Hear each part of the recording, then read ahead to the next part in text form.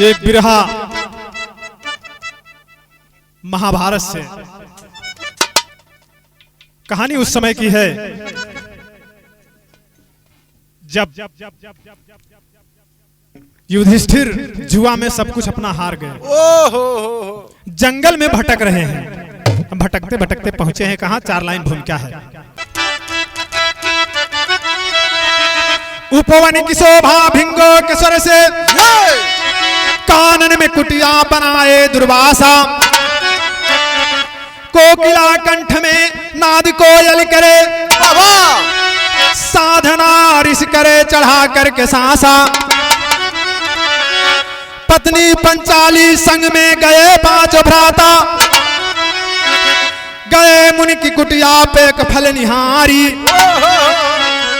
क्षुधा पीर पत्नी की सह ना सके ले धनुष बाण कर में बढ़े गांडी उधारी।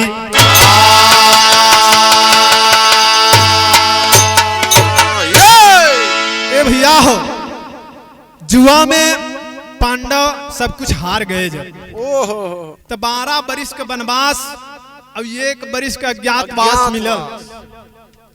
एक अज्ञातवास मिलल। 5 भाई और साथ में द्रौपदी वन में चल देलन वनवास करे बदे। घूमत घूमत पहुंचलन है बाबू दुर्वासा ऋषि के कुटिया में। कुछ कईयो दिना भयल लेकिन भोजन के कतौ व्यवस्था ना भयल। पंचाली भूख से एकदम व्याकुल हो। पहुंचलन दुर्वासा ऋषि के कुटिया में। देखत हुए आमे का पेड़ हो कई आम के पेड़ हुए लेकिन एक आम के पेड़ में सिर्फ 1 ही फल लगा है। भैया हो द्रौपदी कहलिन के बड़ी भूख लगल हो। वाह बड़ी भूख लगल हो। अगर कुछ मिल जात तो खाई ले तो थोड़ा चले के शक्ति हो जात। चला नहीं जात हो। भैया हो द्रौपदी के बात सुन के अर्जुन अपन धनुष बाण उठौलन है। देखत हुए आमे के पेड़े में 1 आमे का फल लगल हो और धनुष पर बाण चढ़ौले हैं। तो भयल का यहाँ गजल का लाइन बा कहना है क्या?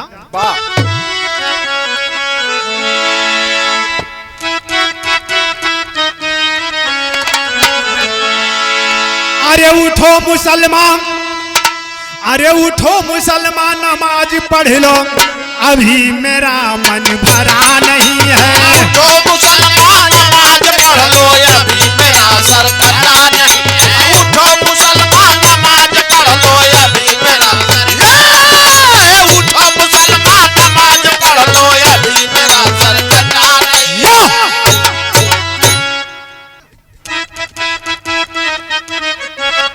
लेकिन कहनाम है क्या? कवि ने लिखा कि तोड़ लिए फल डाल से फौरन गांडी उधारी कानन में। तोड़ लिए फल डाल से फौरन गांडी उधारी कानन में। तोड़ लिए फल डाल से फौरन, तोड़ लिए फल डाल से फौरन और गांडी उधारी कानन में। रहा जब संजोग योग, अरे रहा जब संजोग योग आ गए बिहारी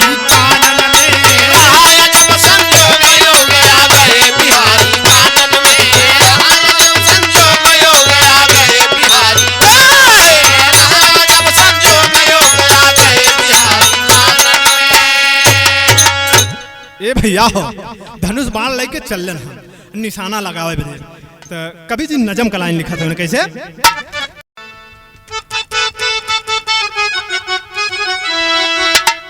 अरे पूरे उपवन में केवल एक फल खिला डाले अरे भूख से व्याकुल आज तब से बोली पंचाली पूरे ऊपर में केवल एक फल खिला डाली भूख से व्याकुल आज तब से बोली पंचाली रहा ना जाए अब इस फल को तोड़ लाओ तू रहा ना जाए अब इस फल को तोड़ लाओ तू अपनी दासी की जुदासी गई बुझाओ तू अपनी दासी की जुदासी गई बुझाओ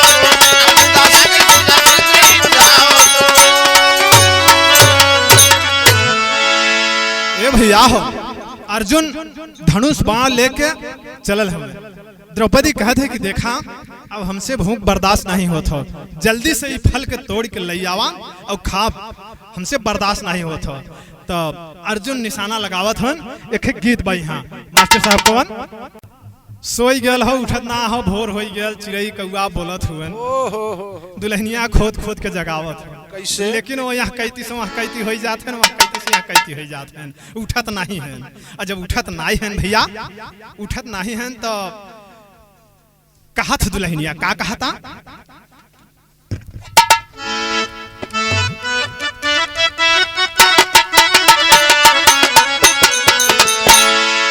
साझे बोल चिराई सबेर बोल मोरावा सुनाए साजना अरे सुनाए साजना भैले भोर भी न सारावा सुनाए साजना भैले भोर भी न सारावा सुनाए साजना भैले भोर भी न सारावा सुनाए साजना लेकिन ये भैया हो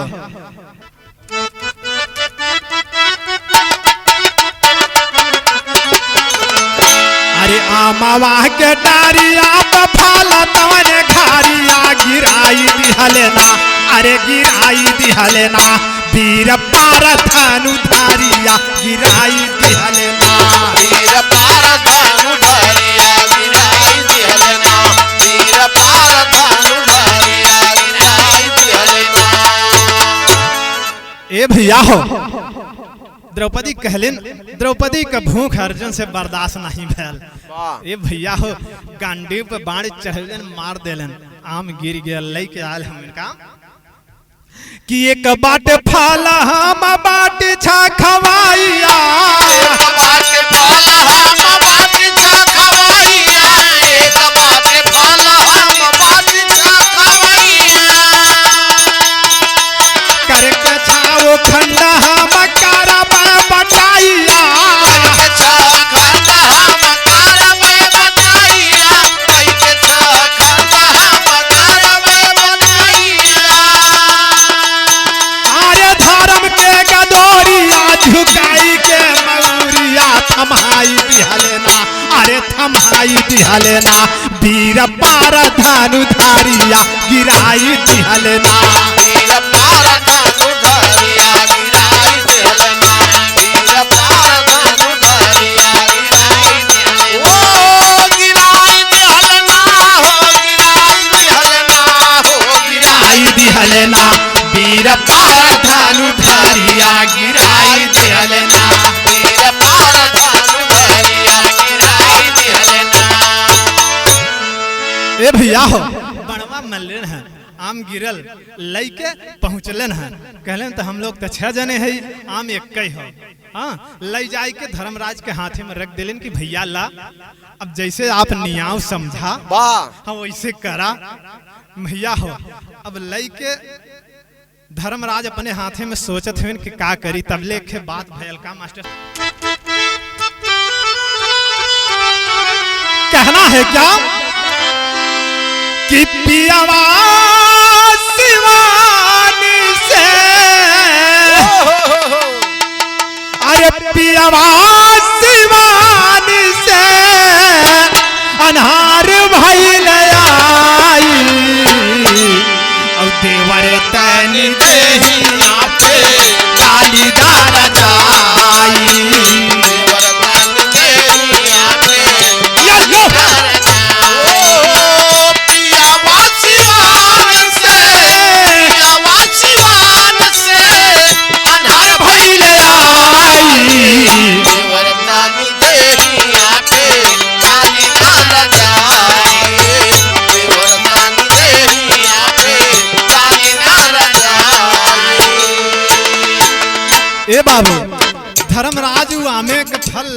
माथे में सोचत हुए काम फली लगे हाथ धर्म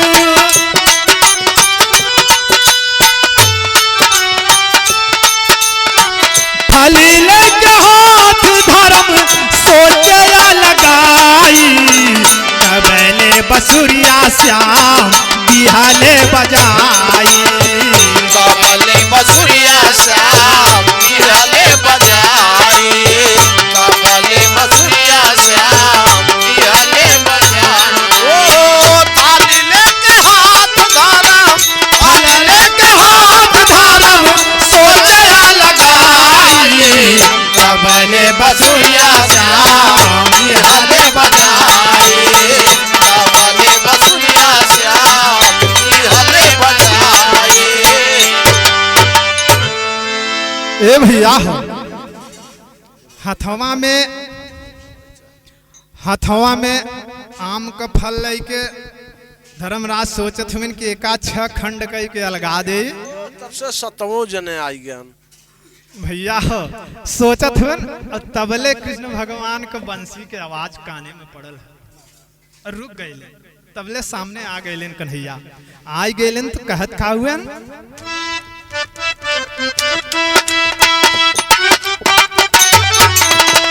कहल कन्हैया अब्बा राध भारी कैला कहले कन्हैया अब्बा राध भारी कैला कहले कन्हैया अब्बा राध भारी कैला गलती बा तोहार जवन कुटिया पे आईला गलती बा तोहार जवन कुटिया पे आईला गलती बा तोहार जवन कुटिया पे आईला कैले स्नान करे कैले स्नान करे मुनिवर जब आई तबले बसुरिया श्याम बिहाले बजाई कबले बसुरिया श्याम बिहाले बजाई कबले बसुरिया श्याम बिहाले बजाई। ए भैया हो बंसी बजावत की कन्हैया जी आई गए सामने कहा तुम अरे इतनी बड़ी गलती करे जात हुआ पहली बात तो तुमके दुर्वासा ऋषि के कुटिया हो या कुटिये पे नहीं आवे चाहत रहल वाह अइला तो अइला ठीक बा लेकिन ई जवन आमे के एक ही फल रहल इतने पूरे कुटिया के बगीचा में ओका तोड़े लेहला ओका तो नहीं तोड़े चाहत रहा वाह बहुत भारी अपराध कैले बड़ी भारी गलती कैले हुआ और ई गलती के सजा बड़ी बरियार हुई तो कहत का हुए हैं कि दुर्वासा ऋषि स्नान करे गयल हूँ और जैसे ही स्नान कई के हैं ओहो तोहार खैर ना हो बहुत बुरा होखे वाला बा कैसे कि डलिया पे मुनी जाबा फल नहीं पाई है रलिया पे मुनि जाबा फल नहीं पाई है रलिया पे मुनि जाबा फल नहीं पाई है कोढ़ी दुर्वासा ऋषि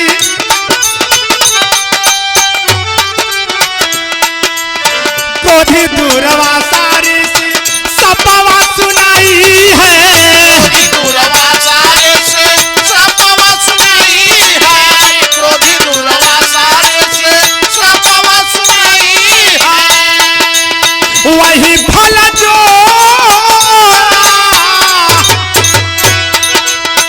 वही फल जोड़ा जवन चाह कर भलाई कबले बसुरिया श्याम बिहाले बजाई कमले बसुरिया श्याम बिहाले बजाई कमले बसुरिया श्याम बिहाले बजाई।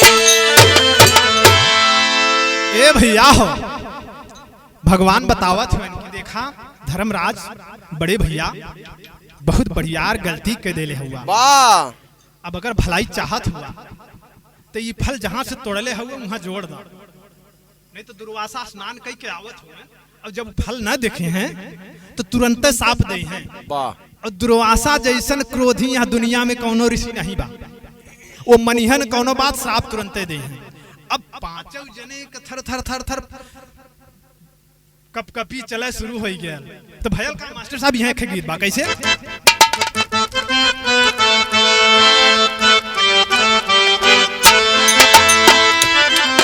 कोनो फिल्म का गीत है वाह कैसे मास्टर बजाओ थे कि मोरे ही बड़ा में नाचे मोर तक थैया थैया मोरे ही बड़ा में नाचे मोर तक थैया थैया मोरे ही बड़ा में नाचे मोर तक थैया थैया बदल नजारे बदला नजरिया या बदला है नजरिया बदला मौसम बदले नजारे या बदला है नजरिया मारे ही बड़ा में नाचे मोर तक थैया थैया मोरे ही बड़ा में नाचे मोर तक थैया थैया। ए भैया हो धर्मराज हाथ जोड़ के कहत हन कन्हैया अब कोनो उपाय लगावा। वाह कौन उपाय बा कैसे फल जुटी कहत हन का कि फल लागी कैसे डार बोला कुंवर कन्हैया फल लागी कैसे डार बोला कुंवर कन्हैया फल लागी कैसे डार बोला कुंवर कन्हैया शंका भारी बोला बिहारी सोचा कौन पैया शंका भारी बोला बिहारी सोचा कौन पैया फल लागी कैसे डार बोला कुंवर कन्हैया फल लागी कैसे डार बोला कुंवर कन्हैया फल लागी कैसे डार बोला कुंवर कन्हैया। धर्मराज कहत हुए कि कन्हैया कोनो उपाय बतावा। हाँ अब तो हम कोनो युक्ति बता सकेला तोहरे सिवा को अब यहाँ ई गलती सुधार ना होए बिना तोहरे तो कोनो उपाय बतावा। तो कन्हैया कहत हन कि एक बात करा। धर्मराज कहत हन का तो कहत हन का अरे हमसे बतावा सच्ची दिलवा के बतिया हमसे बतावा सच्ची दिलवा के बतिया हमसे बतावा सच्ची दिलवा के बतिया जुड़ जाई फल जावन गिरल बा धरतिया जुड़ जाई फल जावन गिरल बा धरतिया जुड़ जाई फल जावन गिरल बा धरतिया नहीं सांप मिले बरियार बोल कुंवर कन्हैया नहीं साप मिले बरियार बोल कुंवर कन्हैया नहीं साप मिले बरियार बोल कुंवर कन्हैया शंका भारी बोल बिहारी सोचा कौन पैया शंका भारी बोल बिहारी सोचा कौन पैया फल लागी कैसे डार बोल कुंवर कन्हैया फल लागे कैसे डार बोल कुंवर कन्हैया। ए भैया कहलन कि कन्हैया कहन कि एक बात करा छबो जने जौन हुआ अपन ईमानदारी से वाह तनिको झूठ मत बोली एकदम ईमानदारी से अपने मन का बात हमसे आज बताई दे जा। छो जने बारी बारी से छो जने अगर अपने मन के ईमानदारी से सच्ची बात बताई देबा तो ये फल अपने आप जाए को डारी पे जुड़ जाए। ओहो ये भैया हो तो बतावे शुरू करत हैं कैसे ला लिखे गीत बा यहाँ बड़ी पुरान गीत हो वह गीत बा काम कोनो दुल्हन के दुल्हा गुरुदेव कोनो दुल्हन के दुल्हा बड़ा नशेड़ी निकली। अच्छा नशेड़ी मतलब ये कि एक ही नहीं दारू गांजा जतना मिले वाह वाह वाह सब कुछ ना छूटे वाला है। हाँ तू हर दुल्हनिया बतावत हो अपने सहेली से कैसे कि पियल शराब गूंजो ताड़ी अरे पियल शराब गांजा ताड़ी हमारे पिया भैया जुआरी ये शराब गांजा ताड़ी हमारे पिया भैया जुआरी ये शराब गांजा ताड़ी हमारे पिया भैया जुआरी। लेकिन कहना है कहानी पे आवा धर्मराज बतावत हो का कहे धर्मराज उस पारी कहे धर्मराज उस पारी झूठ नाही बोलबा मुरारी कहे धर्मराज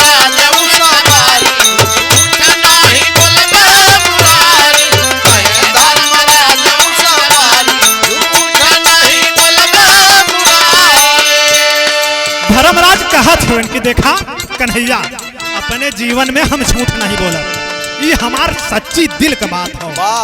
कैसे कि पूरब से पश्चिम उगे रवि की ज्योतिया, पूरब से पश्चिम उगे रवि की ज्योतिया, पूरब से पश्चिम उगे रवि की ज्योतिया। अमर से तारा चाहे आवे धरतिया, अमर से तारा चाहे आवे धरतिया, अमर के तारा चाहे आवे धरतिया। धर्मराज कहत हुए कि कहे सूरज पूरब के बदले पश्चिम से निकले, चाहे आसमान के तरई धरती पे चली आवे, लेकिन चाहे दिया जावे खरारी, चाहे दिया जावे खरारी, झूठ नहीं बोलबा मुरारी। चाहे दिया जावे खरारी, झूठ नहीं बोलबा मुरारी। दिया करे जावे खरारी, झूठ नहीं बोलबा मुरारी। धर्मराज कहते हैं कि देखा चाहे हमार सब कुछ लुटाए जाए, लाल बहादुर भैया चाहे सब कुछ लुटाए जाए, लेकिन हम झूठ ना बोला। हम अपने जीवन में झूठ नहीं बोला। वाह। कहा और क्या कहा था कि चाहे छूट जाए सारी धना दौलतिया, चाहे छूट जाए सारी धना दौलतिया, चाहे छूट जाए सारी धना दौलतिया। कहलन धर्मराज जैसे कहलन कि चाहे छूट जाए सारी धन दौलतिया, इतना सुनता फल छोड़ले धरतिया, इतना सुनता फल छोड़ले धरतिया, इतना सुनता फल छोड़ले धरतिया। अरे ई बा प्रतिज्ञा हमारी, झूठ नहीं बोलबे मुरारी। प्रतिज्ञा हमारी, झूठ नहीं बोलबे मुरारी। दिया बहादुर दिया। प्रतिज्ञा हमारी, झूठ नहीं बोलबे मुरारी। ए भैया हो जैसे कहलन है कि चाहे हमार सारी धन दौलत चली जाए, सारा सुख चला जाए, लेकिन हम अपने जीवन में कब्बो झूठ ना बोलब।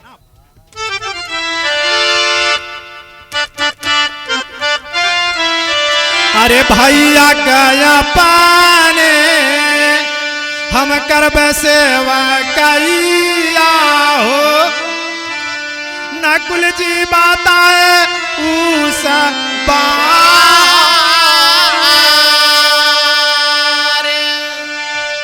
कहे सहदेवा बिना पूछना बताइबे, जानी हम भले ही मुरा।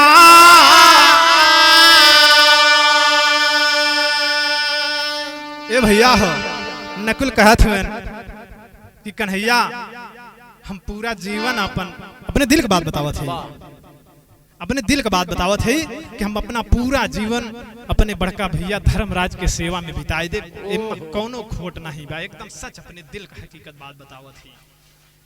तो थोड़ा सा फल और ऊपर उठिए। ओकरे बाद सहदेव जी कहत हुए, सहदेव जी ज्ञानी पुरुष रहले, कहत हुए कि देखा हमके सब कुछ जानकारी रही, लेकिन जबले हमसे क्यों पूछी ना तब तक हम बताइब, तब तक हम बताइब नहीं, हमरे दिल का बात है, एकदम सच्ची ईमानदारी से बतावत है, चाहे कितना हम जानत रह, लेकिन अगर क्यों हमसे जब तक न पूछे तब तक हम बताइब ना। वाह। और जब सहदेव जी ऐसा बात करें तो फिर से थोड़ा सा फल और ऊपर उठ गया। जब फल और ऊपर उठा रहा भैया हो तो भयल का पहपट में आओ।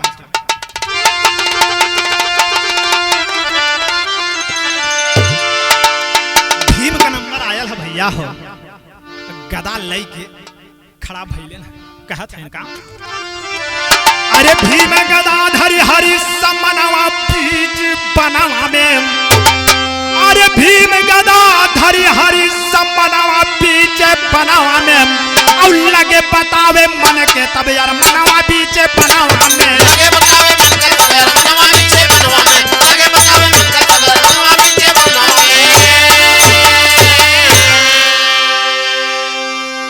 करके क्रोध कहे भीम माधव से कर संबोधन, मनसा मन की पूरी हुई है, मारब जब दुर्योधन। अरे ये है कन्हैया बा हमारा, अरे मनवा बीच बनावा में थोड़ा फला पर उठीगा ते छनावा बीच बनावा में। ए भैया हो, भीम कहलन के हमार प्रतिज्ञा हो कि जबले दुर्योधन के जंघा न तोड़ दे, जबले दुर्योधन के मारब ना, तबले तक हमारे आत्मा के शांति न मिले। ये हमारे दिल के अरमान हो, सच्ची बात बतावत है भैया हो। जब भीम ऐसा बात कहलन तो थोड़ा सा फल और ऊपर उठ गया। जब और ऊपर उठल तो भयल काम अर्जुन कहत है काम कि भीष्म कल के जिया तना छोड़ा भाई, बोले गांडीवा धारी हो, अमृत सैया पर वनहि सुलऊ भाई, मनसाई है हमारी हो। अरे मारी पाण से बेधबई सगरा तनावा पीछे पनावा में, ये प्रतिज्ञा पे मही गगनवा पीछे पनावा में।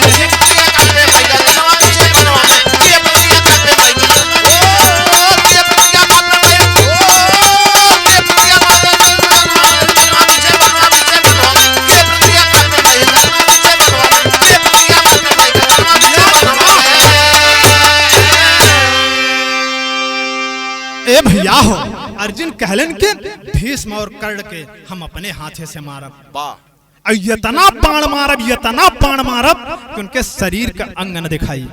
भैया हो कि ये हमरे दिल का अरमान हो, दिल का सच्ची बात बतावत है भैया हो। जब अर्जुन ऐसे कहलन तो थोड़ा सा और ऊपर उठी है। नंबर के कर आइल बा, द्रौपदी का नंबर आइल बा, लेकिन आल्हा में कहना बका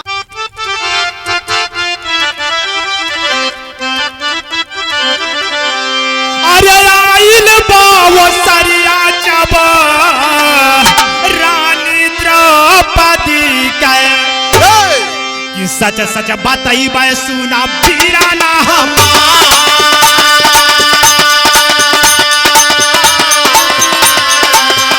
अरे सच सच बताई बा सुना बीराना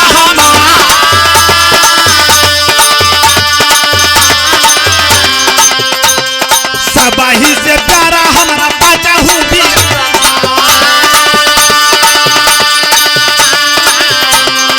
इतने में भाला गिरल धारा जी मारा,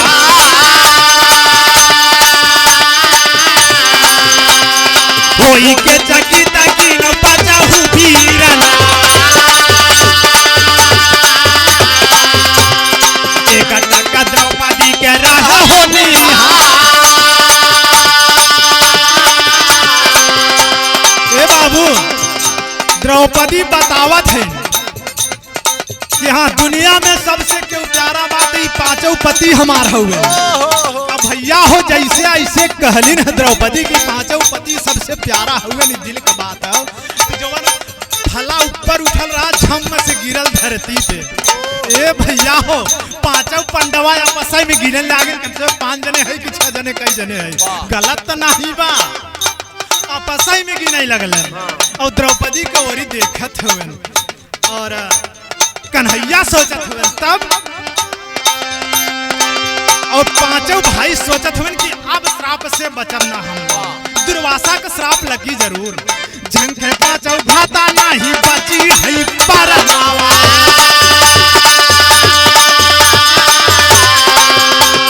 ऋषिवर का सपावा लगी हो परिया,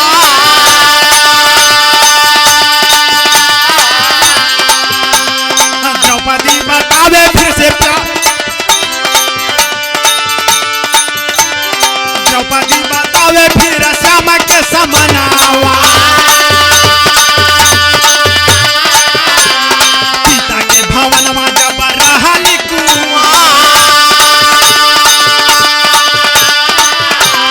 कवच कुंडल देखी जब कर्ण के बदनिया, पति करला मिलना नन्ना में बीचा,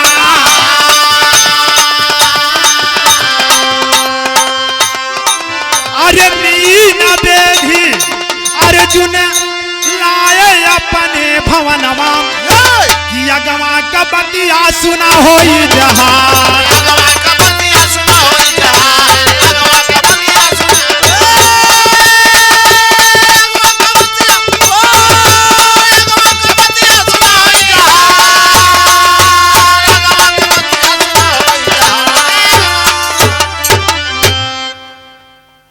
ए भैया हो, जब पांचों जने एकदम घबराए गेलन, पसीना पसीना हो गेलन कि द्रौपदी के मन में ऐसा का बा कि जौन छुपावत है, झूठ का बोलत है।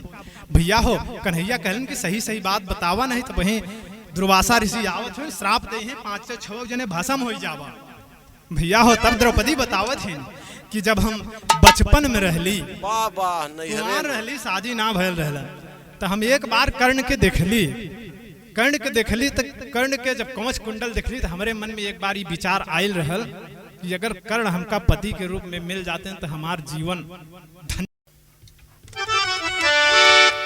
खड़ी में प्रमाण बा, कहना है क्या?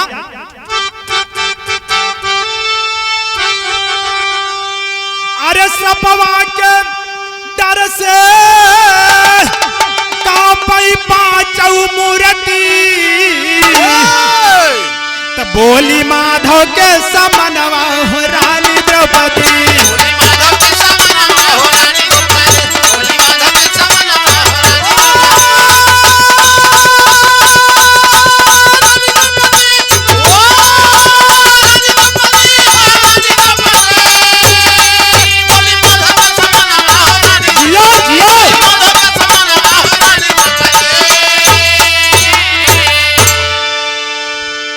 जौन दिन खिंचात रहल सभवा में सारी, है 5 पाती हमारा बैठे मानमा,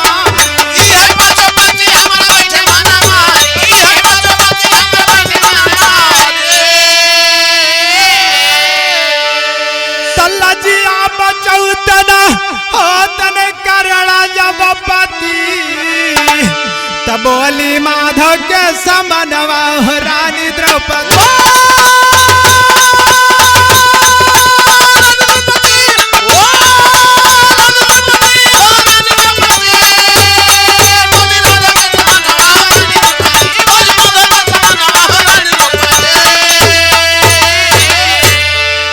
बाबू जब इतनी बतिया के बतौलिन द्रौपदी कि पहली बार तो जब कुंवार रहली तो वो भावना मन में आयल रहा, और जब दूसरी बार जब कौरवन के दरबार में हमार सारी खिंचात रहल, वहाँ समय हमारे मन में एक बार भावना फिर से आयल रहल कि अगर आज हमार पति कर्ण होते तो आज ही दुर्योधन हमारी अपमान न कर। इतनी बतिया के जब कहलिन है बाबू, वो फल जमीन से उठ के जाए के अपने जगह पे लग गया। तो कहना है क्या प्रमाण में?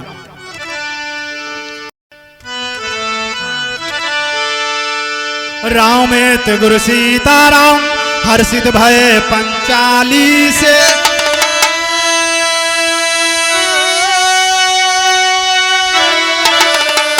सत्य की भयल परीक्षा फल झूठ गयल डाली,